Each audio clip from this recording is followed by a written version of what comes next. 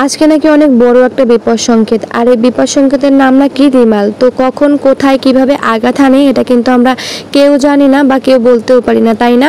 তো hello everyone, আসসালামু আলাইকুম। সবাই কিন্তু অনেক বেশি সাবধানে থাকবেন আর সবাই সবার জন্য বেশি বেশি করে দোয়া করবেন। আর আমরা ইতিমধ্যে বুঝতে পেরেছি যে কোথায় অনেক বেশি আঘাত আনতে পারে, আর সেটা হয়েছিল পায়রাবন্দর জেলায়, কারণ ওখানে কিন্তু অনেক বেশি বিপদ সংকেত হয়।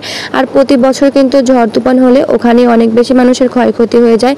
তো যার কারণে কিন্তু আমরা তাদের জন্য মন থেকে অনেক বেশি বেশি দোয়া করছি, তারা এই বিপদ থেকে অল্পতেই উঠতে পারে আর সবাইকে নিয়ে যেন ভালোভাবে বাঁচতে পারে, এই দোয়াই করি।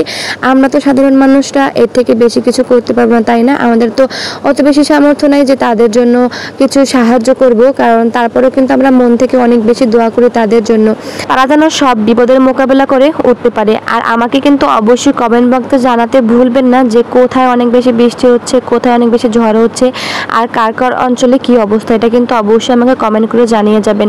তো এখানে কিন্তু আমি দুপুরবেলা একটু আম মাখা খাচ্ছিলাম, আর আমি তো অনেক বেশি মজা করে আম মাখা খাচ্ছিলাম। আর আমার মনে কিন্তু অনেক একটা কথা বারবার মনে ভাবছিল যে আমি হয়তো অনেক বেশি মজা করে আম মাখা খাচ্ছিলাম, আর আজকে হয়তো বা অনেক মানুষ ভাত রান্না করেও খাওয়ার অবস্থা নাই যারা সমুদ্রের ধারে বসবাস করে। তো আমি বলবো তাদেরকে আল্লাহ অনেক বেশি ধৈর্য দান করুক, আর তাদের যেন অনেক বেশি ক্ষয়ক্ষতি না করুক, এই দোয়াটাই করব।